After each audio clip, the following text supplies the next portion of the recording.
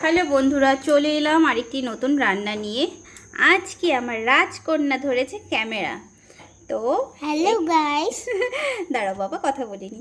তো এখানে আছে মাটন। এটা দেখো, ইয়েলো কালারের মাটন। এটা নিয়ে এসেছে আমার বর। আজ বৃহস্পতিবার, কাল যেহেতু শুক্রবার নিরামিষ, তো উনি এখন খাবে না নিরামিষ। মানে নিরামিষ বলতে চিংড়ি মাছ করা হয়েছিল, ওটা খাবে না। নিয়ে এসেছে মাটন। আজকে তাড়াতাড়ি ছুটি হয়ে গেছে। আর এখানে নিয়ে নিয়েছি আমরা আলু, পেঁয়াজ, রসুন। বাবা ছাড় ফোনটা একটু, আমাকে আমার মেয়ের জন্য ভিডিও করা আবার অসুবিধা হচ্ছে। তো এখানে নিয়েছি আলু, পেঁয়াজ, রসুন, টমেটো, আদা, কাঁচা লঙ্কা আর রসুনের পেস্ট। এখানে বসিয়ে দিয়েছি কড়াই। আঁচটা একটু বাড়িয়ে দিলাম। এখন আমি কি করব, মাংসর জন্য আলুটা একটু ভেজে তুলে নিব। আর মাটনটা দেখ, আমি এই মাটনটা না খাইনি। আমার বর অনেক দিন আমাকে বলেছিল, আমি খাইনি, কিন্তু আজ খাবো ফাইনালি। জানি না খেতে একই রকম লাগবে, জাস্ট একটা চর্বিওয়ালা মাটন, তাই না?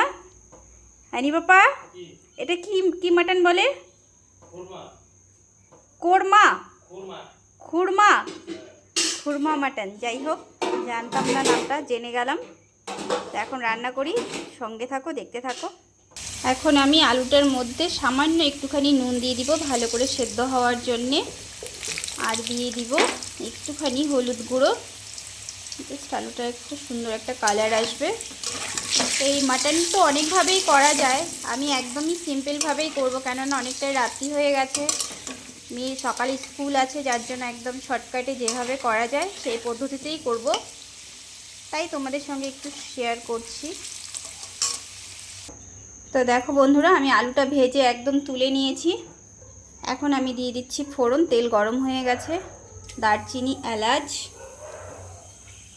আর হচ্ছে কিছুটা গোটা সাদা জিরে, আর দিয়ে দিব সামান্য কিছুটা চিনি। যেহেতু লঙ্কার গুঁড়ো ইউজ হয় না, তার জন্য একটু জাস্ট সুন্দর একটু কালার আসবে, তার জন্য দিয়ে দিয়েছি চিনি। লাল লাল হবে। ফোড়নটা খুব সুন্দর হয়ে গেছে। এখন আমি দিয়ে দিব পেঁয়াজ কুচি। দিয়ে দিয়েছি কুচনো পেঁয়াজ আর একটা গোটা রসুন দিয়েছি। এখন এটা ভালো করে একটু ভেজে নিব, তারপর বাদবাকি মশলাগুলো অ্যাড করব। দেখো বন্ধুটা, পেঁয়াজটা অনেকটাই ভাজা হয়ে গেছে। এখন আমি দিয়ে দিব পেস্ট করা মশলাটা, দিয়ে দিয়েছি। এখন এটাকেও আমি কিছুক্ষণ ভেজে নিব। এখন আমি দিয়ে দিব টমেটো কেটে রেখেছি, টমেটোটাও দিয়ে দিচ্ছি। আর এখন দিয়ে দিচ্ছি হলুদ গুঁড়ো, আর দিয়ে দিব নুন। তো ভালো করে মশলাটা কষে গেলেই, একটু কষালেই তারপর মাটনটা ছেড়ে দিব। দেখো বন্ধুরা, মশলাটা অনেকটাই ভাজা হয়ে গেছে। এখন আমি দিয়ে দিব মাটনগুলো। দিয়ে দিয়েছি সবগুলো মাটন। ভালো করে নেড়ে চেড়ে এবার কষানো পালা। মাটনটা প্রেসারে না দিলেও সেদ্ধ হয়ে যাবে, কেননা এই মাটনটা নাকি ভীষণ ভালো হয়। তো চলো দেখতে থাকি কতক্ষণ সময় লাগবে আমার। দেখো বন্ধুরা, মাংসটা অনেকটাই হয়ে এসেছে। মাংসটা ভীষণ ভালো, অল্প সময়ের মধ্যে বেশ সুন্দর অনেকটা হয়ে গেছে। এখন আমি দিয়ে দিব সানরাইজের মিট মশলা। কিছুটা দিয়ে দিব। মিট মশলাটা আগে দিলে কালারটাও বেশ সুন্দর হবে। তারপর হচ্ছে তোমার একটা যে উগ্র একটা গন্ধ হয়, সেই গন্ধটা আমি বেরিয়ে যাবে, যার জন্য আমি সবসময় একটু আগেই দিই।